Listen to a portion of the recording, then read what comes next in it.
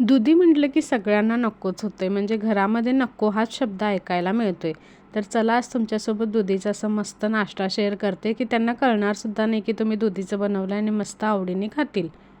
तर त्यासाठी मी 3 दुध्या घुटल्या होत्या. त्यावरून सालं काढून घेतली होती. त्याच्या पोटातली घाण सगळी काढून घेतली होती. मस्त अशी किसून घेतली होती. त्यामध्ये रवा ॲड केला होता आणि कोथिंबीर घालून हिरव्या मिरचीचं कूट घालायचं आहे आणि फक्त मीठ ॲड करायचं. एकदम सोपं आहे, जास्त काही सामान पण त्यासाठी लागत नाही. घरात असलेल्या वस्तूंनी आपण हा नाश्ता तयार करू शकतोय.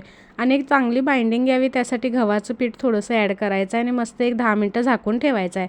तर आता हे 10 मिनटांनी जसं आपण थालीपीठ वगैरे म्हणजे भाजतो ना किंवा बेसनाची पोळी त्या प्रकारेच हे करायचं आहे. तर मी हे असं चमच्याने करते. तुम्ही घट्ट मळून हे थालीपीठासारखंही करू शकता. मस्त असं तेलाने आलतून पलतून भाजून घ्यायचं आहे आणि सगळ्यात हेल्दी नाश्ता आहे. दुधी भरपूर हेल्दी आहे. तर चला आता पटकन सबस्क्राईब करून व्हिडिओला लाईक करा, चहासोबत खावा.